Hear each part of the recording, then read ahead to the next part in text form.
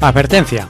Este programa, sus componentes y posibles invitados no tratan de expresar ideas políticas ni religiosas. En este programa solo divulgamos hechos históricos y relatamos leyendas, sin ningún posicionamiento político, ni religioso, ni social.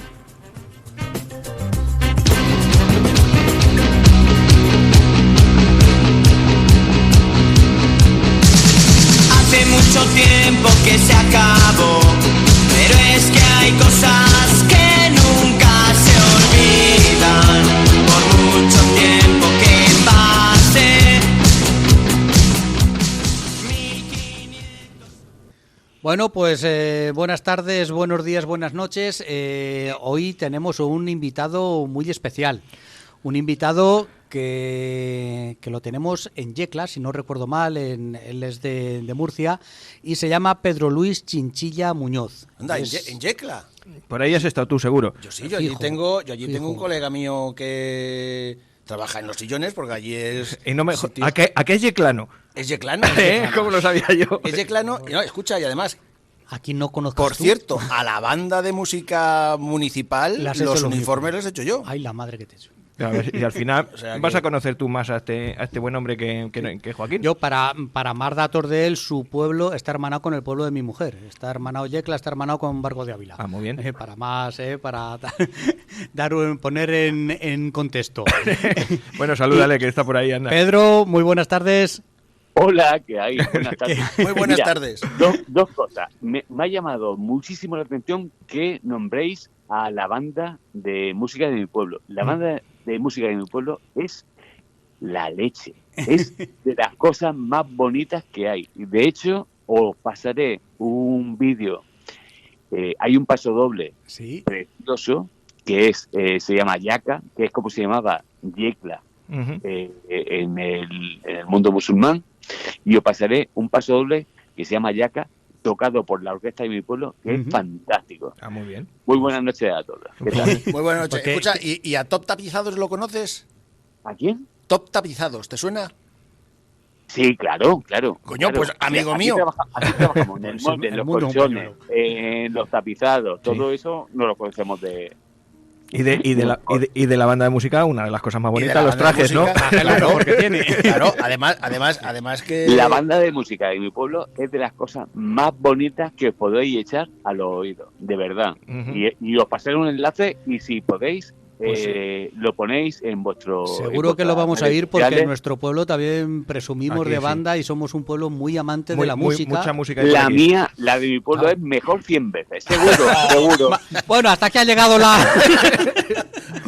Muy interesante. La de mi pueblo os da sopas con onda. Bueno, no sé yo.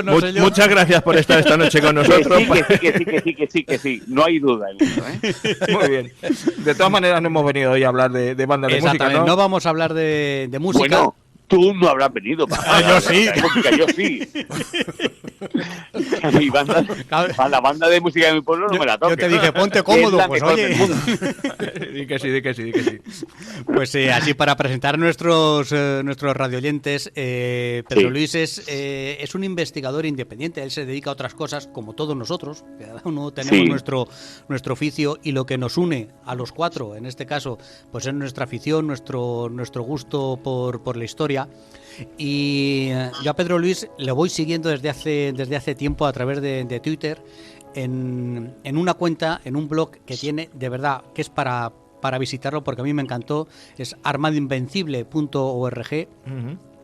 y es de las cuentas que merece la pena seguir, ¿sabes? Porque la labor que está haciendo Pedro Luis, que lleva años haciendo, por lo que he podido ir viendo y ahora nos va a contar él, de investigación, no solamente sobre lo que es el mundo de la Armada Invencible, sino sobre una de las partes más olvidadas, que ahora él ha sacado un libro que también nos va a contar sobre los prisioneros de la Armada Invencible, que es lo que casi nunca se estudia, casi de lo que se ha escrito muy poquito, no solo de la Armada Invencible, sino de casi todas las cosas, de los que perdieron, de los que acabaron mal, o de qué fue de aquellos hombres. Sí, que naufragaron en tierras Exactamente. irlandesas. Y... Eso es. Y además es que Pedro Luis se ha metido tanto que organiza celebraciones, conmemoraciones junto con la Armada Española, con el gobierno irlandés, para recordar aquellos hechos, recordar aquellos hombres. Y por lo menos a mí, que yo soy muy sentido para estas cosas, se me pone la carne gallina. Los pelos de punta. Los pelos de punta. Coño, soy calvo, pero se me acaban de poner ahora mismo a mí. Lo estás diciendo y también. es También. cuando ves las imágenes de una playa de Irlanda llena de cruces, recordando a los muertos españoles en aquellos días, ostras, dices, gracias a todos los que os habéis volcado con esto. Te voy a decir un detalle ahora que nombras las cruces.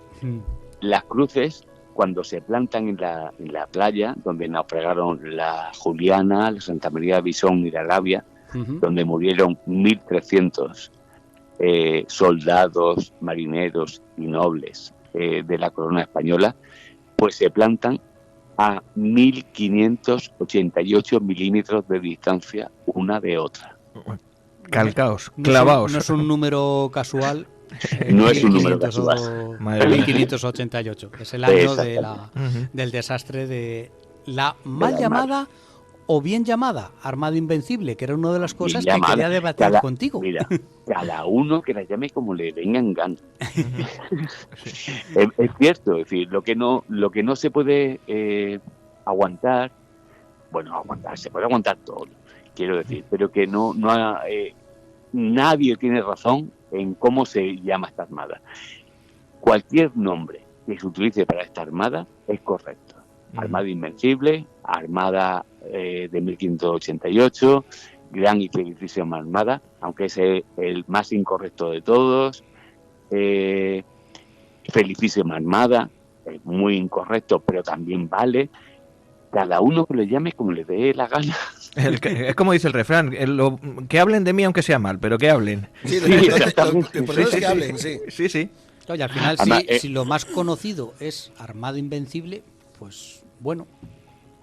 Armada Invencible es un término que utilizamos en España desde hace 140 años aproximadamente. Es decir, creo que está bastante bien asentado. De hecho, tú, por ejemplo, si tú buscas Gran Armada en Google, no te salen apenas búsquedas. Si pones Armada Invencible, te salgo yo y te salen cosas interesantes. Te sale lo que tú quieres buscar. ¿Sí? Y si tú pones Gran y Felicísima Armada, pues te salen también por unas poquitas cosas, pero que no. Es decir, el término que se utiliza en España es Armada Invencible, y cualquiera que utilice otro término es libre de utilizarlo, pero aquí lo más normal es llamarle Armada Invencible y no pasa nada. Sí. No es ningún invento de la leyenda negra. ¿Qué va? De la pérfida Albión. Sí, en Inglaterra, la pérfida Albión nunca le llamó Armada Invencible, solamente en algunas ocasiones, pero que no. Aquí hicimos un cuento sobre el hecho de que los ingleses llaman Armada Invencible para mofarse de nosotros. Y tú se lo dices a los ingleses y dices, pues yo no sabía nada, hijo mío. Mentira. Que hemos sido nosotros solos. O sea, ellos como... Sí, fuimos nosotros solos. Es decir, ellos no saben que el término Armada Invencible es despectivo. Ellos no lo saben. ¿Ellos cómo lo denominan? ¿Cómo? ¿Cómo denominan ellos la... Armada o Spanish Armada? Armada española, sí. Armada. Ellos no saben lo que es Armada Invencible o Invisible Armada. No saben lo que es. Ellos cuando quieren investigar o cuando quieren leer algo sobre la Armada Española de 1588, en su ordenador teclean Armada o Spanish Armada. Nunca Invisible Armada. Ellos no la llaman Armada Invencible. Sí. De hecho, todos los libros, mira, desde Geoffrey Parker, Colin Martin, Hutchinson, todos sus libros que son referencia en el estudio de la Armada Española de 1588, todos esos libros en el original inglés se llaman o Armada o Spanish Armada o de los Armada, pero ninguno se llama Armada Invencible. Y es curiosísimo que cuando lo traducen al español, en las portadas pone la Armada Invencible. ¿Sabes? Sí. Ellos no la llaman así. Ellos le dicen Armada o Spanish Armada. Normalmente se utiliza Armada, simplemente, porque Armada, de hecho, es lo que han... De hecho, la Armada Española ya no se llama Armada Española, sino que desde el año pasado, exactamente, dijeron, oye, es tontería que dijimos, que digamos Armada Española cuando sabemos que Armada ya denota que es española, porque el término Armada es un término español. Sí, el término inglés es Navy, ¿no? Exactamente. Ellos, para nosotros, para los españoles, es la Marina inglesa, por ejemplo. Luego sí que es cierto que, por ejemplo, en Chile le llaman Armada Chilena, pero eso es muy bonito. ¿Por qué? Porque le hemos dejado ese legado. Esa herencia, sí. Esa herencia y ya está. Y eso es muy bonito. Que le llamen Armada Chilena, pues a mí me encanta. Pero que realmente lo que es Armada, en mayúscula, es la Armada Española. Y es que ya es obra española. De hecho, creo que era en 1850, una cosa así, ya en un diccionario francés, ya el término armada significaba eso. Es decir, armada es una flota española dispuesta o al ataque o al comercio, una cosa así. Sí, ya identificando el término armada con España, armada, directamente, con barcos españoles. Armada es lo que nosotros entendemos como armada, ni siquiera hay que decir español. Sí. Es casi obvia, ¿sabes? Exactamente, es redundante. Exactamente, ¿Y redundante. cómo llegamos a ese momento, a ese 1588, Pedro Luis? ¿Cómo terminaron por aquellas costas irlandesas nuestros barquitos? Bueno, no terminamos en las costas irlandesas. Es decir, de hecho, vamos a ver, cuando tú sabes que Felipe II fue rey de Inglaterra, consorte, sí, señor. ¿vale? Sí. No es muy conocido ese tema, pero sí, exactamente. Fue una guapísima mujer inglesa. Con la mujer que estaba de un bellezón. Con la mujer que se casó es para ocultarlo, ¿eh? Pobrecita. Tenía embarazos psicológicos la pobre. Sí. Porque se querían. Es decir, Felipe II con ella fue muy correcto. Y ella con él también. Sí, pero yo qué sé, era un matrimonio de conveniencia y ya está. Pero bueno, Catalina de Aragón, por ejemplo, desde 1536 hasta 1558 fue reina de Inglaterra, una aragonesa. Sí. Una mañica. Después Felipe II fue rey de Inglaterra. Entonces dice, vamos a ver, ¿cómo se llega a esto? Es decir, ¿por qué dos países no es la... No es el Bueno, dos reinos. Dos coronas. Uh-huh. ¿Por qué dos coronas se pican de esta manera para hacer una guerra que dura desde 1585 hasta 1604? Más luego, aparte de todo lo que vino después. Sí, fue el principio de una hermosa amistad. Sí, Efectivamente. Que perdura todavía. Sí, es curioso eso, que después de haber estado tan unidas las coronas durante 2 generaciones, pues acabar aquello como el Rosario de la Aurora. Exactamente. Es muy curioso, muy curioso. Bueno, pues todo, yo creo que todo se ve un poco por la cicatería y la ambición de Isabel I. Pero realmente Felipe II también juega sus cartas, ¿sabes? Es decir, que aquí no hay buenos ni malos. No hay buenos ni malos. Estamos jugando a un juego de estrategia de dominio de territorios. De hecho, por ejemplo, Inglaterra no producía nada, no tenía ninguna importancia. De hecho, ahora mismo, si os dais cuenta con el famoso Brexit, sí, Inglaterra llegó a ser pero es que si quitas Inglaterra no pasa nada. Pero eso ha pasado siempre. Si es una pequeña isla que no produce nada, no da ningún, no aporta nada. Ni buena comida siquiera. Sobre todo eso. Si te gusta fish and chips, sí. Ya, bueno. Pescado barato con patatas. Sí, yo lo he probado y tampoco está de gran... no sé. Yo lo hago en mi casa mucho más bueno. Seguro, sin duda. Pero bueno, que creo que era en 1574, ya intentamos decir, porque Isabel I lo que intentaba era, claro, como ellos no producían nada en Inglaterra, pues ella intentaba quitarse los aranceles de todas las mercancías que venían de América. Claro, que era una exclusiva de la corona española. Y entonces, claro, decir, oye, ¿por qué me van a cobrar a mí estos impuestos? Entonces, pues yo voy a intentar. Pero fíjate que desde 1585 hasta incluso desarrollándose la guerra, el interés comercial era tan importante que seguía vigente. Es decir, estábamos en guerra y, a pesar de todo, venían en el estrecho del canal, si os acordáis de lo que es el canal de la Mancha, ¿vale? El canal de la Mancha sube entre Francia e Inglaterra y sube hasta los países nórdicos. Los países nórdicos eran grandes proveedores de madera para hacer los galeones, lo necesitábamos.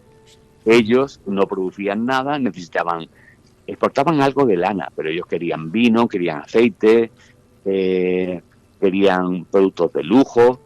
Entonces, el tránsito comercial que había entre la península y los países nórdicos pasaba por el canal y era permitido. Es que nos interesaba a todos. Y pero bueno, Felipe II estaba por aquella época muy ocupado, es decir, porque realmente Inglaterra, cuando Isabel I se pone a hostigar los intereses españoles para ganar rédito, para no pagar los impuestos, Felipe II estaba con la guerra de la Alpujarra, estaba con la amenaza turca. Y Isabel I era una especie de mosca cojonera. Un frente secundario, un problema secundario. Totalmente. Incluso el problema secundario era tanto Isabel I como la cuestión de la fe, que tanto se ha dicho que Felipe II quería conquistar Inglaterra. Felipe II no quería conquistar Inglaterra. Felipe II quería derrocar a Isabel I y no para instaurar la fe católica. Eso era como una especie de segunda... Sí, eso venía dado después. Eso venía dado. Sí. Lo que quería era eliminar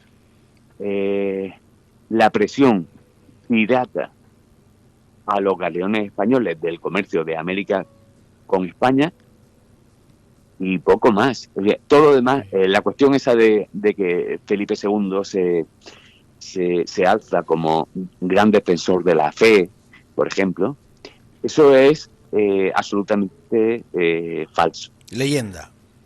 Eso es una leyenda. Felipe II no era un adalid de la fe católica. Felipe II era una persona muy pragmática, muy sensata, que mientras que se estaba ocupando de la guerra de la Alpujarra y de los turcos,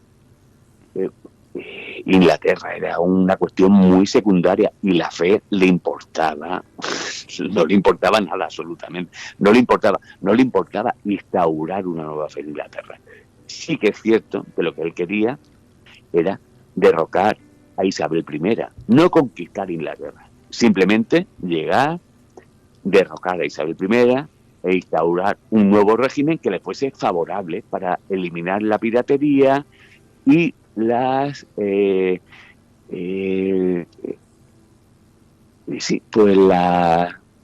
aranceles y todo esto de los impuestos y todo lo que incomodaba para el comercio de Inglaterra.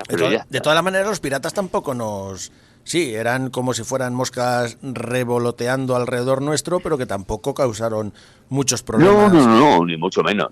Creo que fueron atacados, bueno, atacados irían muchos, pero no consiguieron el botín, exceptuando a lo mejor en uno o dos barcos. De las carreras de yo no sé si fueron 2 o 3 flotas a lo largo de 300 años. Claro, o sea sí, que... ostras, no, es que los éxito... americanos nos ponen en el cine como si fuéramos ahí con el Willy Flynn incluso, parece que...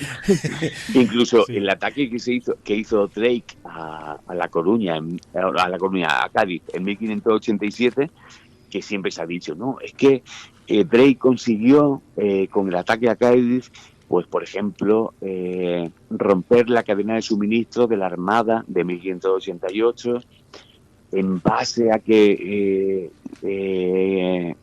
eliminó todas las duelas. Las duelas son las piezas de madera de los barriles, que era una cosa esencial, porque en los barriles se metía todo, desde pescado seco hasta agua, vino. Bueno, entonces, todo eso es mentira. Es decir, Inglaterra solamente podía dar aguijonazos, pequeños aguijonazos, es decir, eran como pequeñas picaduras de avispa. Tocar un poco las pelotas. Que Felipe II hacía así con la mano, ¿sabes? Y se las quitaba y ya está, que no pasaba nada, que eran pequeños picotas. Pero claro, llega un momento ya. Y todo esto que es mentira, que todo esto, ¿quién lo ha generado? ¿Ha sido la misma Inglaterra? ¿Hemos sido nosotros igual que creo que hemos sido, fíjate, creo que hemos sido nosotros. Más nosotros. Creo que Inglaterra, en esto, hombre, Inglaterra, de hecho, para ellos, la Armada de 1588, la Armada Invencible, es un hito fundacional de su país. Pero es que eso hay que respetarlo. Quiero decir, vamos a ver. La batalla de Covadonga, ni siquiera sabemos si existió o no. El rey Pelayo, a lo mejor tuvo un papel en esa batalla o no lo tuvo. Si es que las fuentes documentales no están claras. Sí, ni siquiera sabemos si la batalla de Covadonga tuvo lugar en ese mismo sitio. Pero para nosotros es un hito fundacional.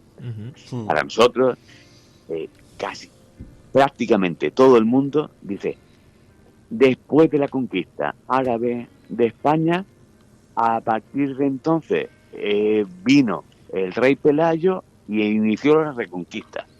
Eso es mentira. Pero para nosotros, que nos toquen eso, pues nos toca un poco la moral. Pues para los ingleses les pasa lo mismo, es decir, no le toquen la armada, porque para ellos es un hito fundacional de su país, ¿sabes? Entonces yo con eso, por ejemplo, soy muy respetuoso. Es decir, no quiero convencer a los ingleses de que lo que ellos piensan no pasó así, porque es darse coscorrones contra la pared. Claro. Aquí en Santa Cruz, mira, te pongo un ejemplo. Aquí en Santa Cruz siempre en la escuela nos han explicado que esto era antiguamente un poblado que se llamaba Belsinia, en tiempo de los romanos, que luego fue Castildeforte de Valcominós, que luego, bueno, fue incluso el Vicus Cuminarium de la vía romana de Mérida a Zaragoza. Y ¿Teníais ceca o no? Espérate que termine, Rafa. Todo esto es un invento. Es decir, realmente Santa Cruz de la Zarza está fundada al 1100, cuando los moros se retiran al otro lado del Tajo, y aquí viene el primer maestre, yo creo, de la Orden de Santiago, y dice, bueno, aquí voy a poner un cuartelillo, y a partir de aquí fundamos un pueblo que quieras que no, el rey nos va a dar privilegios, y todas las aldeas de alrededor se vienen para acá. Todo lo anterior es inventado. Imagínate que ahora llego yo y te digo, mira, pues con los documentos que tengo yo en la mano, eso es mentira. Claro. A que no gusta. Pues a estos mismos dos que tengo aquí delante, en el primer programa que hicimos, lo desmontamos y decía, pero ¿cómo es eso? Pero estuvo a punto de acabarse el programa ese día, ¿sabes? Y a cualquier santacrucero o santacrucera que se lo cuentes, y dice, no, vamos a ver, por aquí pasó Recaredo y esto se llama Santa Cruz de la Zarza porque había una cruz entre zarzas que se estaba quemando. Y por aquí... Contra eso no es que no se pueda, sino que no se debe. Claro. No se debe luchar. Porque tienes que dejar el patrimonio inmaterial de la construcción de una nacionalidad, de un pueblo, de la cultura de un pueblo, lo tienes que dejar como está.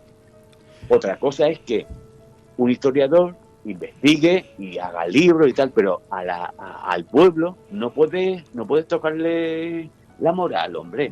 Al pueblo hay que dejarlo que piense lo que ha pensado siempre, porque Pero es su identidad. Sí, sí. No, pero los ingleses que piensen lo que quieran, pero nosotros yo creo que tenemos que saber que tampoco fue una derrota, que influyó mucho más los desastres naturales, las tormentas, en realmente la destrucción pero si de la la guerra la Armada. ganamos, la guerra la ganamos. La terminamos ganando, claro. Sí. Sí, sí. Por eso La pero ganamos. que no hay que dejarnos convencer por los ingleses si los ingleses dicen que han ganado, será de que han ganado. No, coño, ellos que crean lo que quieran, pero... Sí, de hecho hay una película Pero donde sale Isabel Isabel pero vamos I a ver, allí vamos a ver. diciendo, aparece la Pero- flota española y muy... Pero vuelvo a repetir. A mí, cuando hablan de la derrota española, si los ingleses ya saben perfectamente lo que pasó. Es decir, de la historiografía, mira, Colin Martin y Geoffrey Parker, por ejemplo, Sí. que son los grandes estudiosos de la Armada Española, y, esa gente pues han cometido fallos y han metido pues algunas pifias que han calado en la sociedad. Pero hay que dejar a las sociedades que sigan manteniendo sus hitos fundacionales. Es decir, yo no tengo ningún problema en que digan que la Armada Invencible pasó por allí y la vencieron los ingleses. Si no pasa nada, no pasa nada. Para nosotros fue un fiasco, realmente para la corona española fue un fiasco. Pero la guerra, que fue de 1585 a 1604, la ganamos. Yo me O sea, acuerdo... no pasa nada, no, a mí me joroba. A mí Ya, eso no fue una derrota. Pero porque tú eres como él. A Pacheco hay que quererle así. Es un animalico, lo tenemos aquí recogido, pero es buen Yo animalico. me acuerdo, mira, cuando fui en junio de este año, hicimos un homenaje a los caídos de la Armada Española en Irlanda del Norte, o sea, territorio inglés, británico. En la pérfida Albión, o sea, con el enemigo ahí. Exacto. Ellos estaban emocionados, contentísimos. Cuando yo les decía que la guerra la ganamos nosotros, decían, no es posible, eso no es lo que nos han enseñado. Y no lo intentaba convencer, si no pasa nada. Claro, ahí. No pasa nada. No pasa nada. Escucha. Los historiadores que Escucha, habían allí, espera. ya lo sabían, Antes- lo sabían. antes- Pero tú no le puedes decir a una señora y a un señor que lo que ellos saben es mentira. Claro, es lo Y mismo no que puedes estamos diciendo con el pueblo. no puedes desmontarle esa trama. Sobre todo gente de fuera. ¿Sabes? En todo caso se tiene que autoconvencer ellos, contado por sus historiadores. Lo importante. Lo Lo importante es lo que sepamos No, nosotros, escucha, yo lo entiendo. importante es que... Escucha, te puedo asegurar que déjame los hablar. historiadores- te puedo Apaga el asegurar- micrófono. Déjame hablar. te puedo Lo import- asegurar que los historiadores ingleses lo tienen clarísimo. Sí. Sí. Pero a la gente, tú no puedes ir uno a uno convenciéndolo, decir, no, es que la guerra al final la ganamos nosotros. No, que no pasa nada. Que sigan percibiendo esta victoria. Es decir, porque para ellos, y te lo digo en serio, es decir, para ellos, para la gente que no ha estudiado historia y que no es erudita en historia, para ellos, para el pueblo llano, para todos. Espera, perdona, Pedro, que tenemos Sí. un problema de sonido. Se A ver, escucha vale. regular. A ver, no- ¿te has movido? A ver, Bueno, habla. sí, me he movido, pero... No, pues no te muevas. Vuelve donde estaba. Vuelve donde estabas, que es que se oye mal. Vale, ¿vuelvo a donde estaba? Sí, casi mejor, ¿eh? A ver ahora, di algo. Los programas Vamos a de- probar. Se oye... Uy, tenemos ahí un problemilla. Vamos a hacer una ¿Qué cosa. tal ahora? Vamos a hacer una cosa. Vamos a poner un poquito de música y mientras lo solucionamos, ¿vale? Vale, ¿me llamáis ahora? Sí. Sí, ahora te llamamos.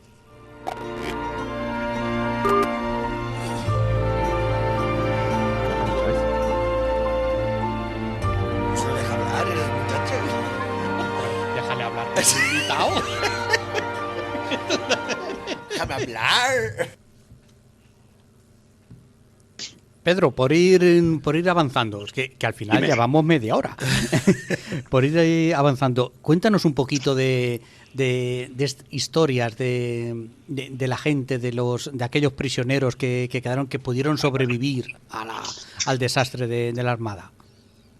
Bueno, pues hay una cosa muy curiosa, y es que hasta hoy nadie se había preocupado de la cantidad de prisioneros que se hicieron en la jornada de Inglaterra. 500 libros sobre el tema militar, por así decirlo, por el desastre, claro, los hundimientos, pero no del día la después.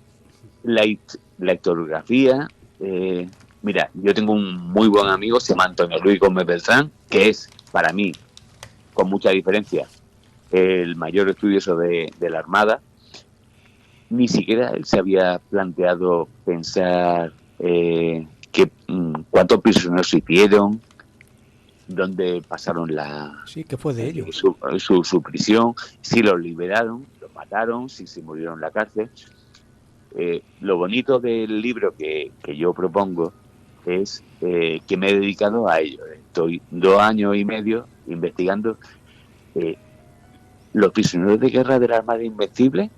¿Qué pasó con ellos? ¿De dónde vienen? ¿De dónde eran? Por ejemplo. Uh-huh. Hay cosas muy curiosas. Y entonces a eso me he dedicado durante 2 años y medio, a investigar con documentos tanto inéditos que estaban ocultos en archivos en Bélgica, por ejemplo. En Bélgica. O con documentos que estaban a disposición de todos, pero que nadie le había hecho caso. Uh-huh. ¿Has tenido que ir a Inglaterra, imagino, ¿Cómo? a ir a Inglaterra a estudiar sus archivos? No he tenido ¿dónde que ir a está esa Inglaterra. documentación? De hecho, me iba a ir a Bélgica y no tuve ni que hacerlo. Ahora por internet no me digas que se encuentra todo. Exactamente, por internet. Pues, un doctor de la Universidad de Gante pues me mandó un documento fascinante donde se relataba el rescate de 500 y pico prisioneros españoles, que transcribí, y a partir de ahí pues empecé a investigar. Luego hay una obra que es fantástica, que se tardó más de 25 años en escribir, que es La batalla del Mar Océano, que es un compendio de más de 7.000 documentos donde se rescata y se transcribe toda la correspondencia que hubo desde que se inició la campaña de la Gran Armada hasta que acabó. Madre mía, vaya. Sí. Porque entonces, pues, entre esos 7.000 documentos y lo que conseguí de Bélgica, monté ese libro. Jesús. A ver, una pregunta muy importante. Sabemos que Lope de Vega estaba allí en la Gran Armada. Sí. ¿Pero había algún yeclano, algún santacrucero? No había ningún yeclano que yo sepa. Pero sí que había, aparte de Lope de Vega, había un escritor importantísimo. Anda.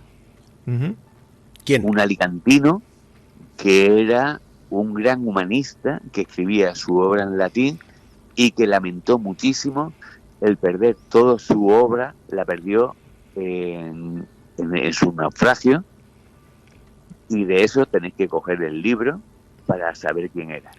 Ajá, ahí nos deja la pista, nos deja Sí. acaba de tirar la caña. Exactamente. ¿Cómo se llama el libro? Es un personaje tan Los prisioneros importante, de la Armada Invencible. es un personaje tan importante como Lope de Vega. Estupendo. Pues qué aliciente para ir a buscarlo.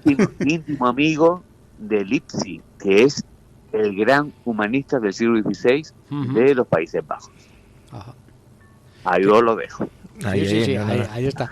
Tiene que haber Que no quiero hacer spoiler, no quiero hacer spoiler. No, sí, es lógico. Hay que incentivar la lectura, la compra del libro. Te iba a decir, claro, que estamos pensando en los prisioneros y todos nos lo imaginamos pues como ahora, que hay una Cruz Roja que vela más o menos por unos derechos, porque hay un comportamiento humanitario. Estamos hablando del siglo XVI, finales, que de eso nada, que los prisioneros se cambiaban o solían sobrevivir los que pensaba que iban a poder pagar un rescate, y el resto me imagino yo que carne cañón. El gran problema fue sobre todo en Irlanda. Irlanda era un territorio, en fin, nosotros pensamos que Irlanda a finales del siglo XVI era un territorio inglés, y es falso. Irlanda a finales del siglo XVI, en 1588, era un territorio que Inglaterra solamente poseía Dublín y sus alrededores. Todo lo demás era ciudad sin ley. Era Eso es el este. Donde naufragaron nuestros barcos es el oeste de la isla. Entonces, de hecho, los ingleses pensaban, cuando llegaban los barcos a naufragar en las costas de Irlanda, en las costas del oeste de Irlanda, no sabían si era una segunda armada que venía a conquistar Inglaterra. Entonces, claro, si ellos eran entre 900 y 1000 efectivos que tenían Inglaterra y veían cómo llegaban cientos de barcos y barcos, náufragos españoles, decían, coño, pues esto es una conquista, una invasión. Entonces, lo que hicieron fue una aniquilación sistemática de los prisioneros. Es decir, a cualquiera que que cogían, lo mataban. ¡Qué cabrones! Sí, unos cabronazos. Es que era así. Yo eso, fíjate, no les echo mucho culpa porque es que era así. Tú fíjate que el gobernador el virrey de Irlanda era Fitzwilliam y su principal mando era Bingham. Ellos aplicaron una aniquilación sistemática, de tal manera que hasta Isabel I, cuando supo lo que estaban haciendo con los prisioneros españoles, dijo, oye, por favor, tranquilos, cualquiera que se presente a vosotros le tenéis que dar una amnistía, si no lo matéis. A esa amnistía se presentaron 80 españoles, solamente 80. Pero Fitzwilliam y Bingham aniquilaron sistemáticamente a cualquier español que llegaba a la costa irlandesa. Llegar y pegar a la costa. Eso está para hacer los perricos, ¿eh? De hecho, por ejemplo, en mi estudio nunca se había contabilizado los prisioneros de la Armada Invencible, nunca se habían contabilizado. Son alrededor de 3.000, ¿vale? Pues de esos 3.000, alrededor de 1.200, casi la mitad, fueron ejecutados por no por la corona inglesa, sino por el virrey inglés, que era Fitzwilliam, en Irlanda. Casi la mitad fueron ejecutados sistemáticamente, uno detrás de otro. Pero los irlandeses no hicieron nada para defender, o sea, para, no sé, para custodiar un poquito. Habían irlandeses pro-británicos e irlandeses anti-británicos. Yo he escuchado casos de irlandeses que colaboraban con los ingleses matando españoles. Claro, según donde caías, pues tenía una cosa u otra. Al final era alianza de clanes. Irlanda estaba dividida en un montón de clanes, entiendo yo. Claro, de hecho, hasta guerreaban entre ellos. Es decir, que, por ejemplo, yo qué sé, no sé, ahora mismo, por ponerte un ejemplo, desde el rey del norte de... ¿cómo se llamaba? No me acuerdo. Sí, de cada condado... Exactamente, de cada condado... ¿no? Guerreaba con el otro. Luego aparte venían los españoles, uno eran pro-ingleses, otros eran anti-ingleses. Es decir, era todo un cúmulo de cosas que era un desastre. Es decir, Irlanda, a excepción de Dublín, era territorio sin ley. Y ahí, cuando llegaban los náufragos españoles, lo que hacían era intentar salvarse. Es decir, los mismos irlandeses, los buenos, por así decirlo, lo que hacían era encauzarlos hasta el norte de Irlanda para que embarcasen hasta Escocia. Escocia era, en 1588, como si dijésemos, lo más parecido a un campo de refugiados. Jorge VI, que reinaba en Escocia, que luego reinó en Inglaterra, acogía deliberadamente, bien y con agrado, a todos los fugados españoles que iban hasta allí. Pero había que llegar allí, y no era fácil. Había que cruzar, por ejemplo, imagínate, si tú naufragas en Westport o en Achill Island, pues tendrías alrededor de 300 kilómetros para ir cruzando por senderos, por terrenos de turba, para llegar hasta allí y conseguir que alguien te permitiese llegar en una pequeña barca hasta Escocia. En Escocia, Jorge VI lo que hacía era alimentarse. Es decir, Jorge VI fue un salvador para las tropas españolas. Y hay que reconocerlo. Es decir, nosotros con Escocia tenemos una deuda muy importante. Sí, fíjate, no conocía yo ese paso. Yo pensaba pues que, pues yo no sé, a través de el pesquero gallego o a través de, pues no sé, colándose en barcos en plan polizón, pues acabarían llegando a España o a Flandes. No. Lo más sencillo era subir a Escocia. Lo usual que se hacía era llegar hasta el norte de Irlanda y al norte de Irlanda coger un pequeño barco que habían, por ejemplo, clérigos católicos que favorecían eso, es decir, que incluso lo pagaban, es decir, bueno, pues cogía una falúa, pequeños barcos, pequeñas embarcaciones, para ir pasando fugitivos españoles de Irlanda del Norte hasta Escocia. En Escocia ya se permitían el lujo de estar mantenidos gracias a Jorge VI y luego volvían vía Países Bajos hasta España. Flandes, claro. Pero incluso, por ejemplo, cuando volvían alrededor de los Países Bajos, y si los vientos, porque es que hay una cosa que no nos damos cuenta de la importancia de los vientos en esa época. Es decir, los vientos dominaban la estrategia. Es decir, tú querías hacer una cosa y luego te salía otra. Por ponerte un ejemplo, cuando sale la Armada Invencible desde Lisboa, a los 2 meses, ¿sabe dónde estaban? Coruña. Todo lo más. En Mozambique. Pues casi. Sí, ellos salen de La Coruña, quieren ir al norte para no conquistar Inglaterra, para derrocar a Isabel I, y están en el cabo de Portugal. No me acuerdo ¿El cabo Espartel? No. ¿San Vicente? Es San Vicente. No fastidies, está al sur. Que iban para abajo. Claro. Ellos salen a derrocar a Isabel I y a los 2 meses están en el cabo de San Vicente. Van en dirección contraria. En dirección contraria totalmente. Sí. Eso claro. es. Esa época todavía los barcos no podían navegar contra el viento. No estamos acostumbrados a eso. Eso. Igual que, por ejemplo, Alejandro Farnesio, se equivocó, hizo la estrategia correcta, sí, no, pero vamos a ver, sí, se mandaban barcos para conectar con Alejandro Farnesio. Los barcos llegaban a las 2 semanas.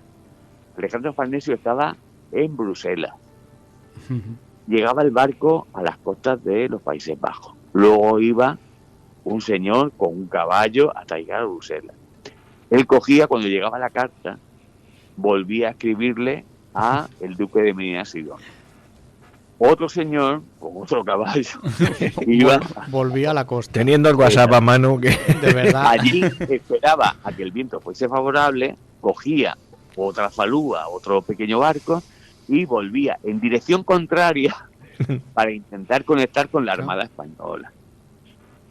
Si llegaba, hubo veces que llegó, eso es admirable. Claro, lo admirable es eso. Claro. Coño, ¿qué haces aquí? No te esperábamos. Es que es increíble, es decir, estamos hablando de una cosa que parecía un juego, es decir, pero vamos a ver cómo se le ocurre hacer eso. Pero vamos a ver, si es que eso tenía que salir mal sí o sí. Bueno, pues eso era lo habitual.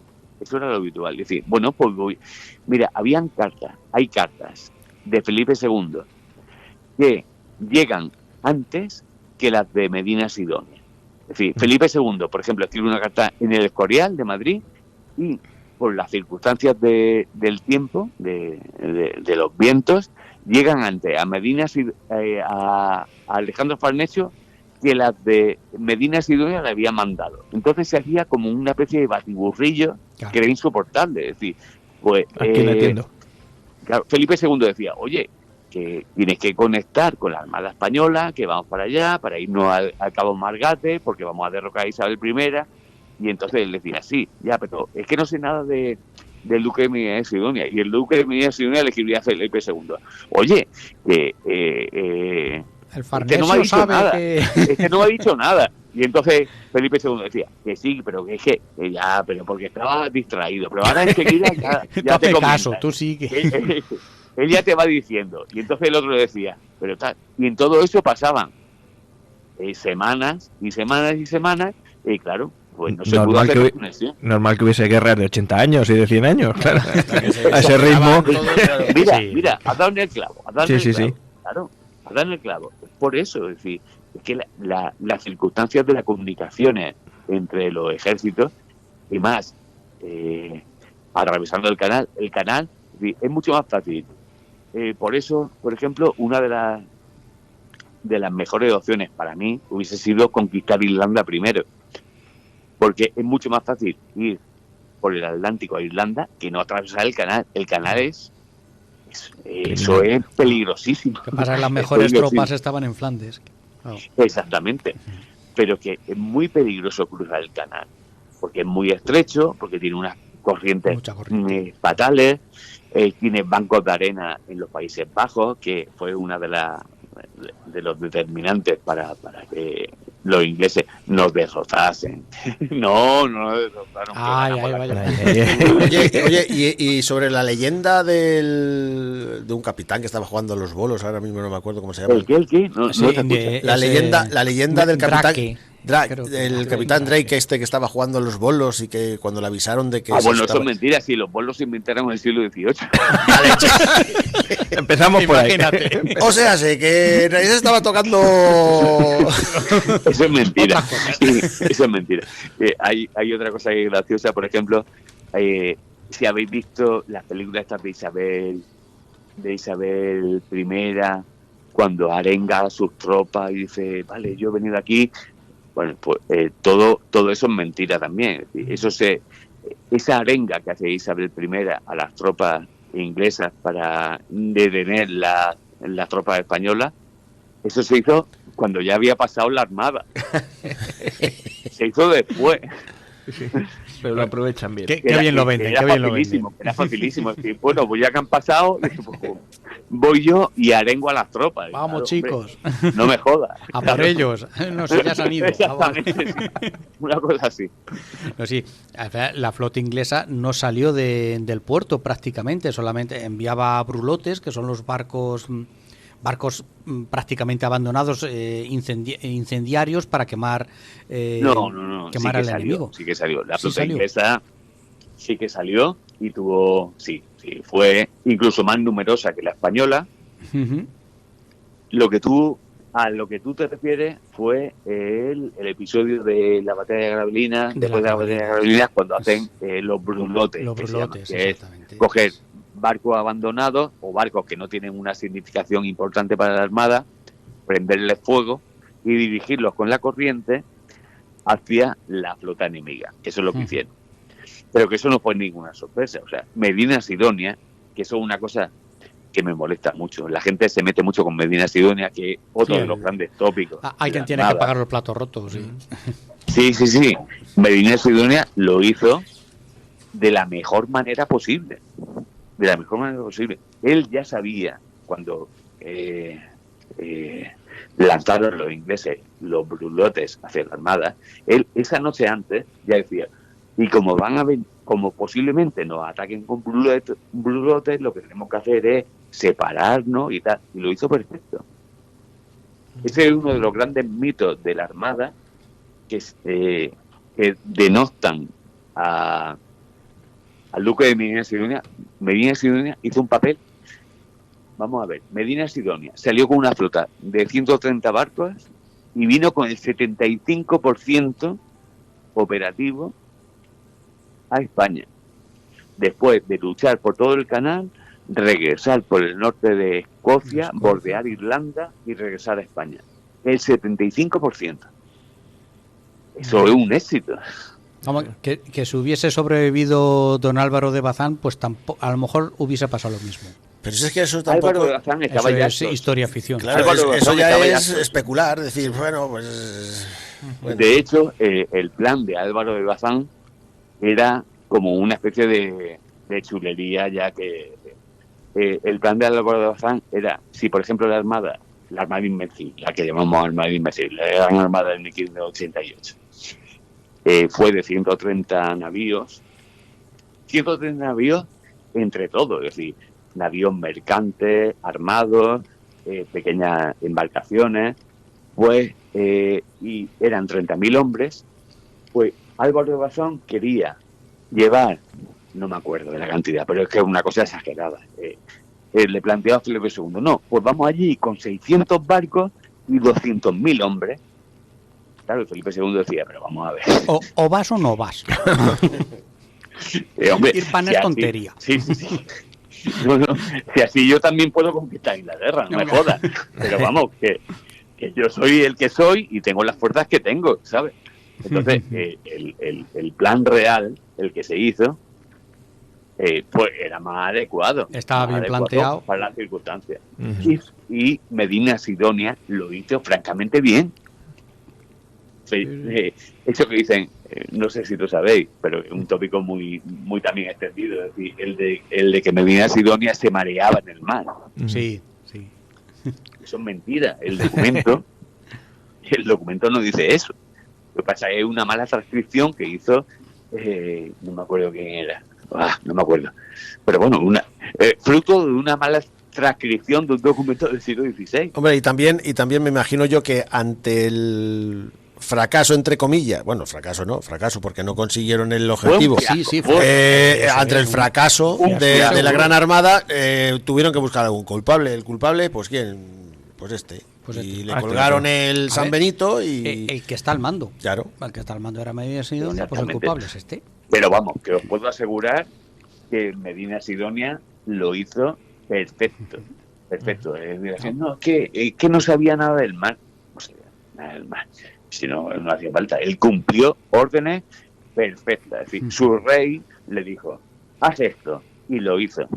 Pero además, es que salió con 130 barcos y regresó con el 75% de su capacidad operativa, con toda la gente.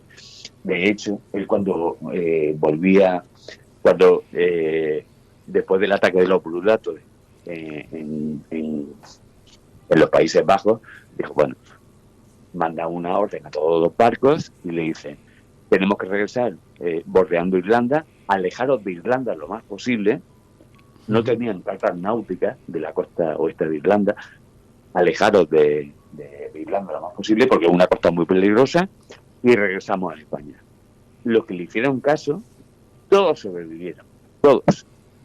Los que no le hicieron caso, no fue, en muchas ocasiones, no fue porque no le hicieron caso, sino porque no tenían agua, ni vino. Entonces tenían que beber. Entonces, el vino, va a ser el vino. En Irlanda poco, No. Es que el vino es el equivalente al agua en esa época. Entonces lo que hacían era decir, bueno, pues yo voy intentando seguir la ruta del duque de Medina Sidonia, pero claro, estoy siguiendo porque sé que la ruta es segura, pero si se me acaba el agua, tengo que llegar a las costas de Irlanda para beber. Porque no tengo ni comida ni agua. Ahí está la cuestión, claro. Y así... Ese fue el gran desastre. Bueno, pues escucha, íbamos para un ratito y llevamos casi una hora, liados. Al final te hemos liado, ¿eh? Al final. Sí, me habéis liado. Sí. Pues escucha, cuando vengas aquí ya te digo yo que horas nos tiramos. Lo vamos a traer. A este hombre vas a ir a Yecla por él. Cuando tengas un viaje por allí te lo traes. Voy a Yecla, ya sabes que yo me muevo por toda España. Aquí Juan, que como ya te hemos contado, es sastre y tiene por ahí líos, de vez en cuando va por allí. Entonces, a la que va, que te eche. Y te vienes para acá. Aquí te damos cama y comida. Ahora dale un poquito déjale unos días porque su libro está recién salidito del horno. Los prisioneros de la Armada Invencible, la historia nunca contada sobre los capturados de la Gran Armada Española, que ya se puede adquirir en todas las librerías, que lo recomiendo. Incluso en el Carrefour. Incluso en el Carrefour. Ahora, ahí lo tienes, Sí, pero eso me entero, si no... Oye, pero espérate un momento. A ver, ¿Sois 3 o 4? Somos tres. Somos tres. Hay alguno que aparenta por 2. ¿Alguno se lo ha leído? No. Todavía no. Todavía Soy no. un canalla, no. Esto no hay derecho, hombre. No nos ha dado tiempo. Hablamos de oídas. El distribuidor es Joaquín. Cuando vi las novedades de Random, digo, anda, mira, que lo vas a tener. Sí. Joaquín es el distribuidor de... Bueno, trabaja en la sección de Carrefour. Sí, me lo dijo. Y es el que nos informa de estas novedades y es el que nos pone al día. Así que lo tenemos en tareas pendientes, pero vamos, que cuando te vengas para acá, que lo tenemos leído ya. Ya lo tenemos leído y estudiado. Sabido, sí. ¿Seguro? ¿Puedo contar con vosotros? Sí. Vamos, como que lo mismo que como que vas a comer aquí un guisado que no te lo has comido en la vida.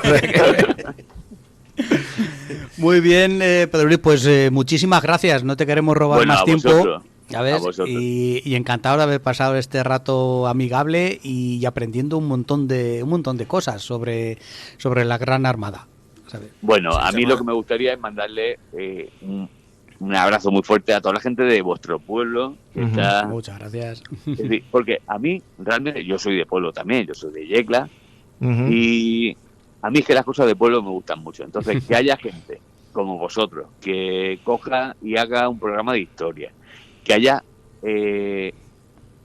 escuchantes en vuestro pueblo, a pesar de que luego lo pongáis en el podcast y todas esas cosas, sí, pero que ahora mismo haya en vuestro pueblo alguien que me esté escuchando, para mí es mi madre fijo. Seguro, no. Además que... Escucha, no te digo nada que nosotros tenemos que salir de aquí con guardaespaldas. Porque esto es un sin vivir, esto es te ven por la calle y te dicen, oye, que te he escuchado. Pero bueno, Pacheco y yo salimos con peluca para disimular. Sí, la verdad es que es una de las cosas más gratificantes eso, cuando alguien muy conocido o un paisano viene y te dice, oye, que ayer os estuve escuchando, oye, que qué bien, o qué mal, que te confundiste no sé qué y dijiste no sé cuánta. O sea, que la gente, además de oírnos, sabe de qué estamos hablando. Me dijo Joaquín ayer que habíais, por ejemplo, entrevistado a Javier Santamarta. Sí, hace unas semanas. La semana pasada, que sigue, que está ahí en un pueblecito, lo que queráis, pero que lo hacéis muy bien. Sí, bueno. Os doy mi más sincera enhorabuena. Pues muy bien. Se agradece muchísimo. Muchas gracias. Muchísimas gracias, Pedro. Bueno, pues nada, un abrazo muy grande. Pendiente queda ese viaje para acá que tienes. Aquí te recibimos con los brazos abiertos. Muchas gracias. Un abrazo, muchas gracias. Un abrazo. Adiós, hasta luego.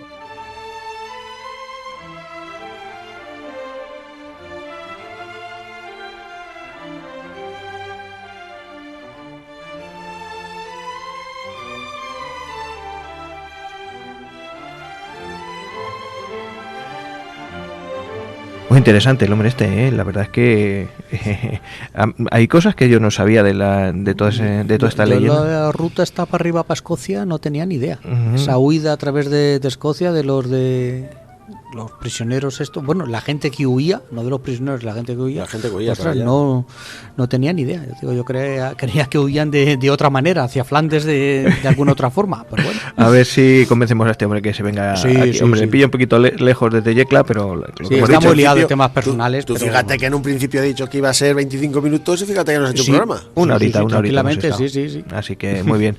Bueno, os voy poniendo la sintonía de salida al Siniestro Total y pensando qué hacemos la semana que viene, si tenemos también invitados o no, que llevamos una racha que no pegamos ni palo. Si es que no nos dejan respirar los invitados. Está esto un programa muy solicitado. Por cierto, ahora os digo.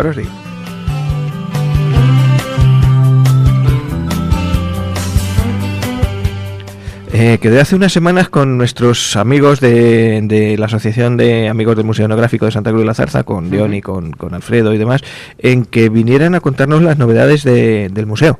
Y de la asociación, que tienen muchas novedades y muy buenas noticias, porque bueno, pues se ha llegado a un convenio con el ayuntamiento, ya se va a poder tener un local pues mantenido con una cierta, no solamente con las aportaciones de los poquitos socios que hay, sino y es muy interesante. Además, damos a conocer nuestro museo etnográfico, que es una de las cosas más importantes que tenemos en el pueblo. Así que yo los voy a llamar para el próximo día. Pues ya está. El próximo día ya sabemos lo que tenemos. ¿Cuántos son? Hombre, la directiva está Víctor, está Diony, está Alfredo, está Nel, hay 4 o 5, no sé los que podrán venir. Invitado por programa, pues ya está.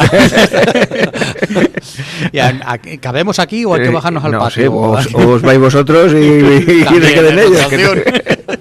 Bueno, pues de todas maneras eso, a nuestros oyentes, para que se vayan poniendo al día, visitad la página de ACAME, Asociación Cultural de Amigos del Museo Etnográfico de Santa Cruz de la Zarza, que os vais a encontrar pues muchas cosas. Además la están renovando ahora la página y ya veréis qué chulada. Y el próximo día hablamos con ellos, ¿vale? Venga. Muy bien. Pues hasta la próxima, don Juan. Pues nada, campeones. Pues nos vemos. Hasta luego. Hasta luego. Estamos solos en la galaxia, acompañados. Y si existe un más allá, si hay reencarnación.